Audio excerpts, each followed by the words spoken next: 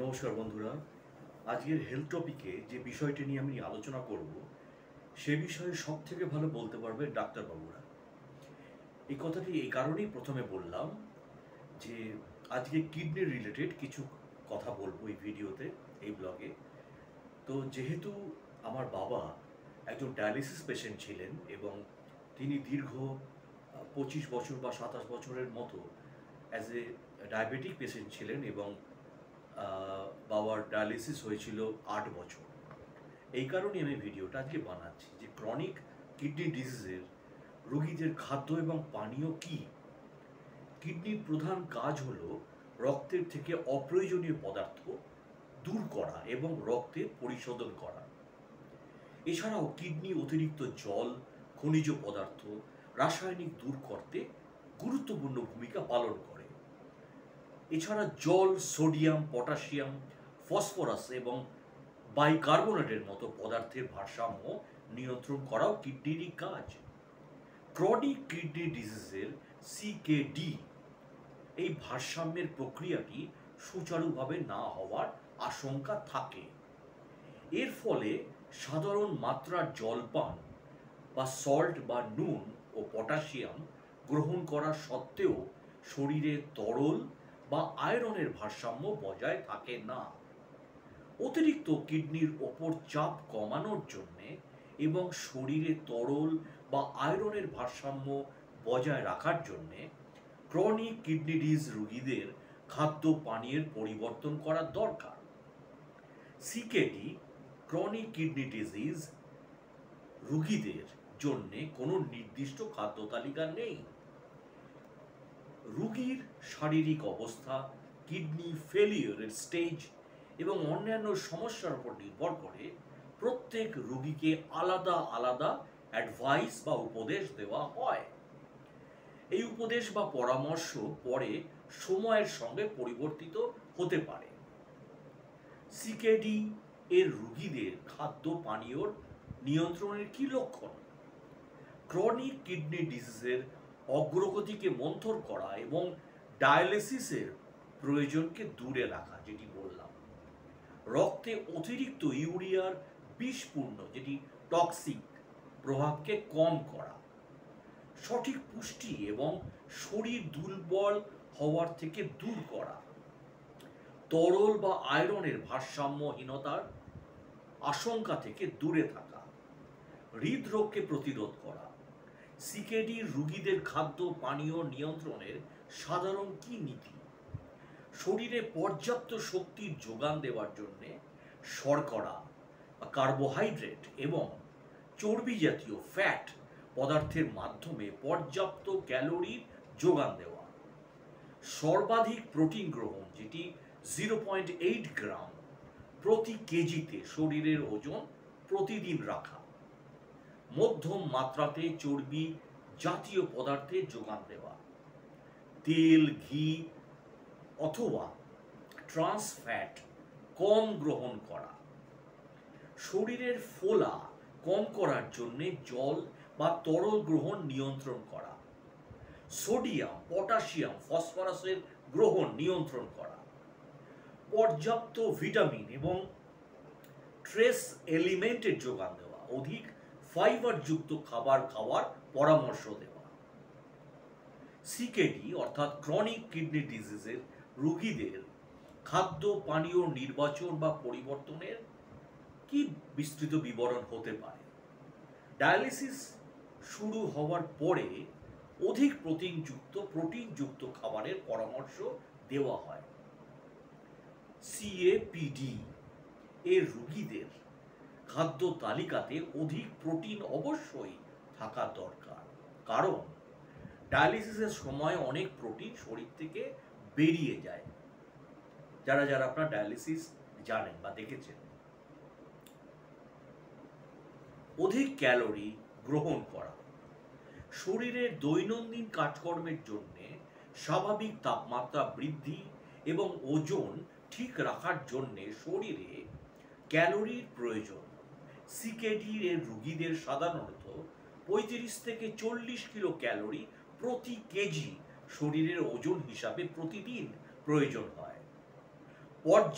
যদি পর্যাপ্ত ক্যালোরির যোগান না থাকে তাহলে শরীরের প্রোটিন তার যোগান দেয়। এইভাবে প্রোটিন শরীরের ক্যালোরি যোগানের জন্য ক্ষয় হতে থাকলে শরীর অপুষ্টির শিকার হয় এবং শরীরে অধিক অপ্রয়োজনীয় পদার্থের সৃষ্টি হয়। এই কারণে শরীরে পর্যাপ্ত ক্যালোরির যোগান থাকা দরকার।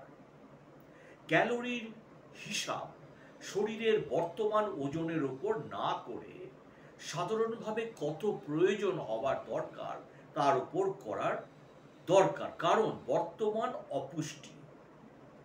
ডায়ালিসিসের কারণে ওজন বেশি বা কম হতে পারে। শর্করা, কার্বোহাইড্রেটস। শর্করাই হলো শরীরের প্রয়োজনীয় ক্যালোরির প্রাথমিক উপাদান। চাল, আটা, আলু, চিনি, মধু, মিষ্টি, শাকসবজি, ফলমূল, কেক, বিস্কুটে শর্করা পাওয়া যায়।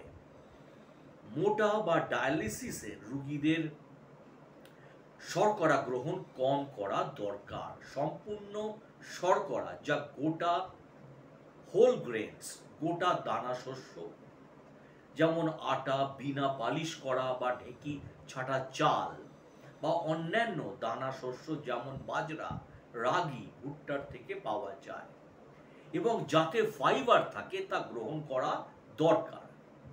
এই ধরনের শর্করা বেশি গ্রহণ করা প্রয়োজন। অন্যান্য মিষ্টি কম গ্রহণ করা, সর্বোচ্চ যদি হয় 20% দরকার।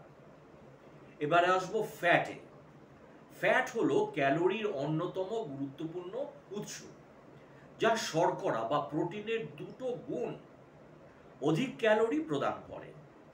মাংস, বাটার, ঘি থেকে ফ্যাট শরীরে প্রবেশ করে। পলিস্যাচুরেটেড ফ্যাট স্যাচুরেটেড ফ্যাটের থেকে ভালো। আনস্যাচুরেটেড ফ্যাট বা ভালো ফ্যাট পাওয়া যায় অলিভ অয়েল, বাদাম তেল, সূর্যমুখীর তেল, মাছ, বাদাম থেকে। স্যাচুরেটেড ফ্যাট বা খারাপ ফ্যাট শরীরে প্রবেশ করে মাংস, কাঁচা দুধ, বাটার, ঘি, চিজ বা চর্বি থেকে। স্যাচুরেটেড ফ্যাটের গ্রহণ কম করা দরকার, কারণ এটা কোলেস্টেরলের সঙ্গে মিলে হৃদরোগ বা কিডনি রোগের কারণ হয়। আনস্যাচুরেটেড ফ্যাটের মধ্যেই মোনোস্যাচুরেটেড বা পলিস্যাচুরেটেড ফ্যাট অনুপাত খুবই গুরুত্বপূর্ণ। অত্যাধিক ওমেগা ও polyunsaturated fatty acid PUFA যেটি বলি শর্ট ফর্মে, এবং খুব বেশি ওমেগা 6 ও ওমেগা 3 এর অনুপাত হলো ক্ষতিকারক। কিন্তু কম ওমেগা 6 ও ওমেগা 3 এর অনুপাত থাকলে তা উপকারী। ভোজ্য তেলের মিশ্রণের মাধ্যমে এই অনুপাত পাওয়া সম্ভব। বনস্পতি, ডালডা, ঘি, আলু চিপস, বেকস, কুকিজ এর মধ্যে ট্রান্স ফ্যাট থাকে, যা খুবই ক্ষতিকারক। এবারে আসবো প্রোটিন গ্রহণ। শরীরে ক্ষত পূরণ করা, শরীরের স্বাভাবিক গঠন প্রণালী বজায় রাখার জন্য প্রোটিন খুবই দরকারি। প্রোটিন গ্রহণ নিয়ন্ত্রণের মাধ্যমে কিডনির কার্যক্ষমতা কমার গতিকে মন্থন করা সম্ভব। কিন্তু অতিরিক্ত প্রোটিন গ্রহণ নিয়ন্ত্রণ ঠিক নয়, কারণ সিকেডি বা ক্রনিক কিডনি ডিজিজ এর রোগীরা এমনিতেই ক্ষুধামন্দে ভোগেন এবং অপুষ্টির শিকার হতে পারেন। অপুষ্টির ফলে ওজন কমতে পারে, শরীরের রোগ প্রতিরোধ ক্ষমতা কমে এবং মৃত্যুর আশঙ্কা বেড়ে যায়। ভারতবর্ষে মানুষ সাধারণত শাক, সবজি বা নিরামিষ বেশি খান। যারা আমিষ খান তারাও প্রতিদিন খান না। অর্থনৈতিক হিসাবে গরিব বা বড়লোক এই দুই ধরনের মানুষের ক্ষেত্রেই প্রোটিন গ্রহণ ইন্ডিয়ান কাউন্সিল ফর মেডিকেল রিসার্চের, যেটি ICMR এর নামক 1 গ্রাম প্রতি কেজি শরীরের ওজনের নিচেই হয়ে থাকে। এই কারণে 0.8 গ্রাম প্রতি কেজি শরীরের ওজনের হিসাবে প্রোটিন গ্রহণের নিয়ন্ত্রণ শুধুমাত্র সিকেডি বা ক্রনিক কিডনি ডিজিজ এর শেষের অবস্থাতেই বলা হয়। সুতরাং প্রোটিনের গুণ বর্তার উপর জোর দেওয়া হয়। অধিক বায়োলজিক্যাল ভ্যালুযুক্ত প্রোটিন 0.4 থেকে 0.6 গ্রাম কেজি, যেমন দই, পনির, সোয়াবিন, পাউডার, ডিমের সাদা অংশ, মাছ খাওয়া দরকার। এরপরে আসবো তরল পদার্থ গ্রহণ। সিকেডি বা ক্রনিক কিডনি ডিজিজের সমস্ত রোগীদের তরল গ্রহণ কেন সাবধানতার সাথে গ্রহণ করা দরকার? কিডনি শরীর থেকে অতিরিক্ত জল বের করে পরে শরীরে তরলের ভারসাম্য বজায় রাখে। কিডনি খারাপ হওয়ার সঙ্গে সঙ্গে মূত্রের পরিমাণও কমতে থাকে, এর ফলে ওয়াটারটা ভেতরে স্টোর হয়। দ্যাটস ওয়াই ডায়ালিসিস ট্রিটমেন্ট হয় কিডনি ডিজিজে রোগীদের। তো মূত্রের পরিমাণ কমে যাওয়ার ফলে শরীরে তরলের মাত্রা বাড়তে পারে এবং মুখ বা পা ফুলতে থাকে। উচ্চ রক্তচাপের সৃষ্টি হয়, ফুসফুসে জল জমার ফলে শ্বাসকষ্ট হয়। এই অবস্থার নিয়ন্ত্রণ না থাকলে তা মৃত্যুর কারণ পর্যন্ত হতে পারে। শরীরে অধিক তরলের উপস্থিতির নির্দেশন কি? শরীর ফোলা, তলপেটে জল জমা, অ্যাসিডিজ, শ্বাসকষ্ট, শরীরের ওজন বৃদ্ধি হলো শরীরে তরল বৃদ্ধির ফ্লুইড ওভারলোডের লক্ষণ। এবারে বলবো সিকেডি বা ক্রনিক কিডনি ডিজিজের রোগীদের তরল গ্রহণের সময় কি কি সাবধানতা গ্রহণ করা দরকার। শরীরে তরলের পরিমাণ যাতে বেশি বা কম না হয় তার জন্য ডাক্তারবাবুর পরামর্শই মতো তরল গ্রহণ করা বা ওয়াটার ইনটেক করা উচিত। তরল গ্রহণের মাত্রা শরীরের অবস্থা এবং মূত্রের পরিমাণের উপর নির্ভর করে। সিকেডির রোগীদের কতটা জল খাবার পরামর্শ দেওয়া হয়? যদি রোগীর শরীরে ফোলা না থাকে বা মূত্রের পরিমাণ স্বাভাবিক থাকে তাহলে জল খাবার উপর কোনো নিয়ন্ত্রণ রাখা হয় না, কিন্তু সিকেডির রোগীদের কিডনি ঠিক রাখার জন্য বেশি জল খাওয়া প্রয়োজন তা ভুল ধারণা। শরীরে ফোলা থাকলে বা মূত্রের পরিমাণ কম হলে কম জল খাবার পরামর্শ দেওয়া হয়। শরীরের ফোলা কমানোর জন্য 24 ঘন্টাতে যত পরিমাণ মূত্র ত্যাগ হয় তার থেকে কম জল খাবার পরামর্শ দেওয়া হয়। শরীরে তরলের পরিমাণ যাতে কম বা বেশি না হয় তার জন্য আগের দিন যত পরিমাণ মূত্র ত্যাগ হয়েছে সেই সংখ্যার আরো 500 মিলি জল যোগ করে সেই পরিমাণ জল খেতে বলা হয়। 500 মিলি জল যোগ করতে বলার কারণ হলো এই পরিমাণ জল সোয়েটিং, ঘাম এবং শ্বাস প্রশ্বাসের সঙ্গে শরীর থেকে বেরিয়ে যায়। তাহলে সিকেডি রোগীদের কেন প্রতিদিন শরীরের ওজন নেওয়া এবং তা লিপিবদ্ধ করে রাখা প্রয়োজন? শরীরে তরলের মাত্রার পরিমাণ বা তার কম বেশির উপর নজর রাখার প্রয়োজন। প্রতিদিন ওজন নেওয়া দরকার। যদি তরল গ্রহণের পরামর্শকে সঠিকভাবে মানা হয় তাহলে ওজন একই থাকে, সামান্য 19-20 হতে পারে। হঠাৎ করে ওজন বাড়া শরীরের অধিক তরলের উপস্থিতির নিদর্শন বা অতিরিক্ত জল খাওয়ার নিদর্শন। ওজন বাড়ার অর্থ রোগীকে আরো কঠিনভাবে তরল গ্রহণ নিয়ন্ত্রণ করা দরকার। ওজন কম তরল গ্রহণ বা ডাইউরেটিক এর প্রভাবে কমতে পারে। তরল গ্রহণ নিয়ন্ত্রণ করা কি পদ্ধতি? প্রতিদিন ওজন করা এবং ওজন হিসাবে তরল গ্রহণ করা। ডাক্তারবাবুর পরামর্শ অনুযায়ী জল পান করুন, এটাই আমি সবসময় বলব, কারণ it depends on different person. তরল গ্রহণ এবং শুধুমাত্র জলের উপরই নির্ভর করে না। চা, কফি, দুধ যেগুলো লিকুইড, দই, জুস, আইসক্রিম, কোল্ড ড্রিঙ্কস তো কোনো সময় খাওয়া উচিত না। স্যুপ, ডাল ইত্যাদিও তরল গ্রহণের মধ্যেই পড়ে। কিছু ফল যেমন তরমুজ, আঙুর এর মধ্যেই তরল পদার্থ অধিক থাকে। তরল গ্রহণের পরিমাণ হিসাব করার সময় এগুলি মনে রাখা দরকার। বেশি লবণ নুনযুক্ত বা মশলাযুক্ত খাবার তৃষ্ণা বাড়ায়, সুতরাং এগুলি কম গ্রহণ করা উচিত। শুধুমাত্র তৃষ্ণা পেলে তবেই জল পান করা দরকার, অন্যথা নয়। তৃষ্ণা পেলে জল কম পান করুন বা বরফ খান অল্প করে। বরফের মধ্যে জলের পরিমাণও নিয়ন্ত্রণে রাখুন, বরফ অনেক সময় ধরে রাখতে থাকুন।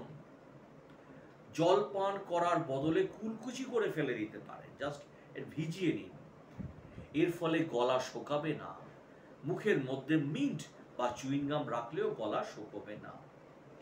সর্বদা জলপানের জন্য একটি ছোট আকারের গ্লাস ব্যবহার করুন। খাবারের পরে ওষুধ খান, যাতে ওষুধ খাবার জন্য আলাদা করে জল পান করতে না হয়। খুবই প্যাথেটিক, এটা আমি জানি, যেহেতু আমার বাবা একজন ডায়ালিসিস পেশেন্ট ছিলেন দীর্ঘ 8 বছর 9 বছর। অত্যাধিক ব্লাড সুগার থাকলে তৃষ্ণা বাড়ে, এই জন্য ব্লাড সুগার নিয়ন্ত্রণে রাখুন। গরম জল পান করলে তৃষ্ণা বাড়ে, এই কারণে সর্বদা ঠান্ডা জল পান করুন। প্রতিদিনের তরলের গ্রহণের মাত্রা কি রাখবেন? একটি পাত্রে প্রতিদিনের জল রাখুন এবং সেখান থেকে জল পান করুন। যখন সেই পাত্রের তরল শেষ হয়ে যাবে জল, তার অর্থ হলো তরল গ্রহণের সর্বাধিক মাত্রা সেই দিনের মতো অতিক্রান্ত হয়ে গেছে। এবার বলবো লবণ বা সোডিয়াম এর নিয়ন্ত্রণ। সিকেডি রোগীদের কম সোডিয়াম যুক্ত খাবার খাওয়ার পরামর্শ দেওয়া হয় কেন? সোডিয়াম শরীরের রক্তের মাত্রা এবং রক্তচাপ নিয়ন্ত্রণ রাখার খুবই দরকারি। কিডনি সোডিয়াম মাত্রা নিয়ন্ত্রণে সাহায্য করে। সিকেডি রোগীদের কিডনি শরীর থেকে সোডিয়াম বা অতিরিক্ত তরল দূর করতে পারে না, সুতরাং সোডিয়াম এবং তরলের মাত্রা শরীরে করতে থাকে। শরীরে সোডিয়ামের মাত্রা বাড়লে তৃষ্ণা, ফোলাভাব, শ্বাসকষ্ট, রক্তচাপ বাড়তে থাকে। এই সব নিয়ন্ত্রণে রাখার জন্য খাদ্যে সোডিয়ামের পরিমাণ নিয়ন্ত্রণে রাখার দরকার। সোডিয়াম ও লবণের মধ্যে পার্থক্য কি? সোডিয়াম ও লবণের সাধারণত প্রতিশব্দ হিসেবে ব্যবহার করা হয়। সাধারণত নুন হলো সোডিয়াম ক্লোরাইড, যার মধ্যে 40% সোডিয়াম থাকে, আর নুনই হলো সোডিয়ামের প্রধান উৎস। কিন্তু নুনে কেবলমাত্র সোডিয়ামই থাকে তা নয়, নুন ছাড়াও নিম্নলিখিত পদার্থগুলি সোডিয়াম পাওয়া যায়, যেমন সোডিয়াম আলজিনেট, কোথায়? আইসক্রিম চকলেটে থাকে। সোডিয়াম বাইকার্বনেট, বেকিং পাউডার বা খাবার সোডা। সোডিয়াম বেনজাইট, শস্যতে গ্রিজারভেটিভ হিসাবে ব্যবহার করা হয়। সোডিয়াম সিট্রেট, পানীয় এবং মিষ্টান্নের সুগন্ধ প্রদানের জন্য ব্যবহার করা হয়। সোডিয়াম নাইট্রেট, মাংসের প্রক্রিয়াকরণে ব্যবহার করা হয়। সোডিয়াম স্যাকারাইড, কৃত্রিম মিষ্টি হিসাবে গ্রহণ করা হয়। সোডিয়াম সালফেট, শুকনো ফলের রং বদলানোকে প্রতিহত করার জন্য ব্যবহার করা হয়। তাহলে কতটা নুন খাওয়া প্রয়োজন? 6 থেকে 8 গ্রাম নুন গ্রহণ করা প্রয়োজন। এছাড়া সিকেডির রোগীরা ডাক্তারবাবুরা পরামর্শ অনুযায়ী তরল গ্রহণ করবেন। উচ্চ রক্তচাপ, শরীরে ফোলাভাব থাকা রোগীদের 3 গ্রামের বেশি নুন গ্রহণ করা উচিত নয়। কোন কোন খাবারে তাহলে সোডিয়াম বেশি থাকে? সল্টে থাকে, বেকিং পাউডারে থাকে, পাঁপড়, চাটনি, সস, চাট মশলা, বেকারির খাবার যেমন বিস্কুট, কেক, পিৎজা, পাউরুটি, খাবার সোডা, বেকিং সোডা যুক্ত খাবার যেমন তেলে ভাজা, চপ, সিঙ্গারা ইত্যাদি। আলু চিপস, পপকর্ন, নোনতা বাদাম, কোল্ড ড্রিঙ্কস না খাওয়াই ভালো, যেটি বললাম।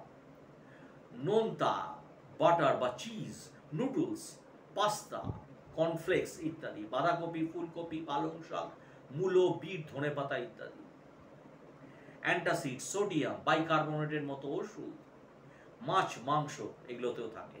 সামুদ্রিক খাবার যেমন কাঁকড়া, লবস্টার, শামুক, শুকনো মাছ, শুটকি মাছ, যেটা অন্যান্য মসৃণ মাছ, এতেও থাকে।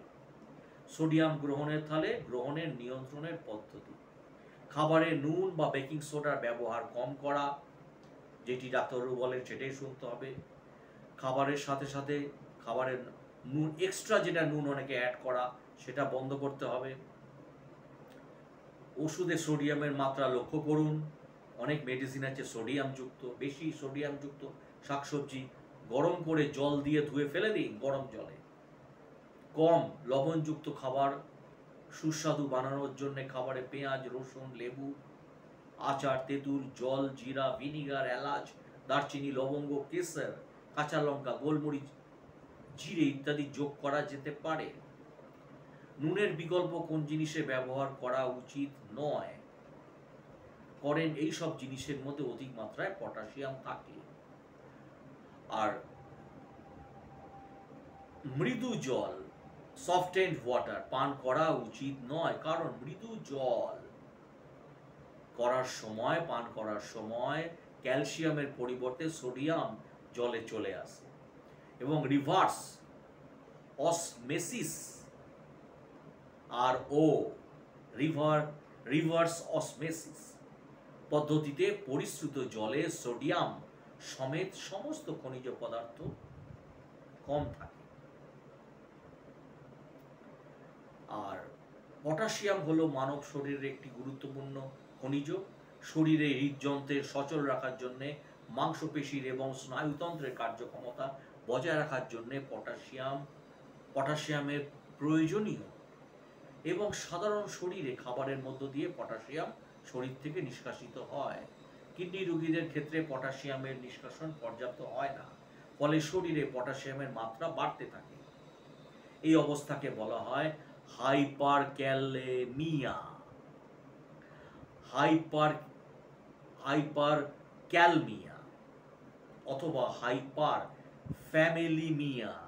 পেরিটোনিয়াল ডায়ালিসিসের রোগীদের মধ্যে কম দেখা যায় হেমোডায়ালিসিসের রোগীদের তুলনায়।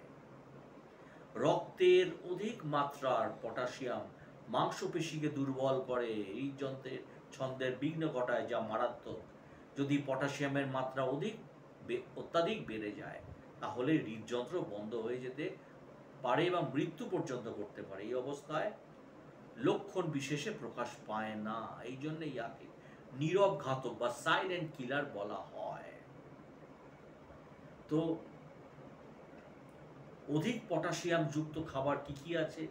ফল, যেমন আমলকি, পাকা কলা, চেরি, সবেদা, নারকেল, আতা, আঙুর, লেবু, পাকা আম, মুসাম্বি লেবু, বেচি ফল ইত্যাদি। শাকসবজির মধ্যে অধিক পটাশিয়াম কি? নোটে শাক, বেগুন, কচু, ধনেপাতা, সজনে ডাঁটা, মাশরুম, পেঁপে, কাঁচা আলু, পালং শাক, রাঙা আলু, সিম, শুকনো ফল, আমন্ড, কাজু, বাদাম, কিশমিশ, দানা শস্য, বাজরা, রাগি, আটা, ডাল শস্য, বিরির ডাল, ছোলার ডাল, মুসুর ডাল, মুগ ডাল, মশলা, জিরে, ধনে, শুকনো লঙ্কা, মেথি। আমিষ খাবার, রুই মাছ, পমফ্রেট, চিংড়ি মাছ, কাঁকড়া, বিফ, গরুর মাংস। পানীয়র মধ্যে বনভিটা, ডাবের জল, কোনো ব্র্যান্ডের আমি নাম নিতে চাইলাম না, এর জন্য দুঃখিত। তো কফি, মোটা দুধ, চকলেট, ফলের রস, রসম, স্যুপ, বিয়ার, ওয়াইন, কোল্ড ড্রিঙ্কস ইত্যাদি। অন্যান্য খাবার যেমন চকলেট, কেক, আইসক্রিম, আলু চিপস, টমেটো সস, এর মধ্যে পটাশিয়াম বেশি। আর মধ্যম পটাশিয়াম কোনটা? লিচু, বেদানা, তরমুজ, বিট, কাঁচকলা, করলা, বাঁধাকপি, গাজর, ফুলকপি, ঢেঁড়স, পেঁয়াজ, বিনস, কুমড়ো, মূলো, টমেটো, বার্লি, ময়দা, জোয়ার, চাল, জিরে ইত্যাদি। আমিষ খাবার, কাতলা, মাগুর, চিতল, ইলিশ মাছ, লিভার, গরুর দুধ, দই, কালো জিরে, নুন, দারচিনি, গরম মশলা। কম পটাশিয়াম যুক্ত খাবার, ফল, আপেল, পেয়ারা, কমলালেবু, পাকা পেঁপে, আনারস, স্ট্রবেরি। আর ফলের মধ্যে নাশপাতি, তারপরে লাউ, ক্যাপসিকাম, শসা, মেথি শাক, রসুন, লেটুস শাক, মটরশুঁটি, কাঁচা আম, পটল, চাল, মাগুর, মটর, মুরগির ডিম, মাংস, ভেড়া, শুয়োরের মাংস এবং অন্যান্য মাংসের শুকনো আদা, মধু, পুদিনা পাতা, সর্ষে, ভিনিগার। খাবারের পটাশিয়াম কম খাওয়ার পদ্ধতি, প্রতিটি কম পটাশিয়ামযুক্ত ফল একটি করে খান, একবারেই চা বা কফি খান। পটাশিয়ামযুক্ত শাকসবজি নিম্নলিখিত পদ্ধতিতে পটাশিয়াম কমিয়ে তারপর গ্রহণ করুন। ডাবের জল, ফলের রস খাবেন না। সমস্ত খাবারেই কম বেশি পটাশিয়াম থাকে, তাই কম পটাশিয়ামযুক্ত খাবার চয়ন করা দরকার। পটাশিয়ামের নিয়ন্ত্রণ শুধুমাত্র প্রি ডায়ালিসিস রোগীদের জন্য নয়, ডায়ালিসিস রোগীদেরও করা দরকার। শাকসবজির পটাশিয়াম কিভাবে কমানো সম্ভব? খোসা ছাড়িয়ে ছোট ছোট করে কেটে বড় পাত্রে তার উপরে জল ভর্তি করে রাখুন। তারপর কাটা সবজি টুকরোগুলো ঈষৎ উষ্ণ জলে ধুয়ে নিন। একটি পাত্রে হালকা গরম জল করে রাখুন। শাকসবজিকে অন্তত 1 ঘন্টা ভিজিয়ে রাখুন। পাত্রে সবজির 4 গুণ জল রাখুন। এইভাবে ভিজিয়ে রাখার পর সবজি টুকরোগুলি গরম জলে 2 থেকে 3 বার গরম জলে ধুয়ে নিন। এর ফলে এরকম করেই পটাশিয়াম বেরিয়ে যাবে। এরপরে শাকসবজি গরম জল ফোটান এবং ফোটানোর পর জল ফেলে দিন। এইভাবে শাকসবজির মধ্যে পটাশিয়ামকে কমানো যায়, কিন্তু পুরোপুরি দূর করা যায় না অবশ্য, যেহেতু রন্ধনের ফলে শাকসবজির ভিটামিন নষ্ট হয়ে যায়। তাই ডাক্তারবাবুর পরামর্শ মতো ভিটামিনস খাওয়া দরকার। তো ভিডিওটা এখানেই শেষ করছি। যদি আপনাদের ভিডিওটি ভালো লাগে, প্লিজ আমার হেলথ চ্যানেলটিকে সাবস্ক্রাইব এবং শেয়ার করে দিন। আর আজকে যে ভিডিওটা বললাম আমি, এটি শুধুমাত্র ইনফরমেটিভ ভিডিও। ডাক্তারবাবুরা যেভাবে বলেন প্রি ডায়ালিসিস বা ডায়ালিসিস পেশেন্টদের খাদ্য তালিকা হিসাবে, সেভাবেই খান। ডাক্তারবাবুদের পরামর্শই শেষ কথা। ভালো থাকুন, সুস্থ থাকুন।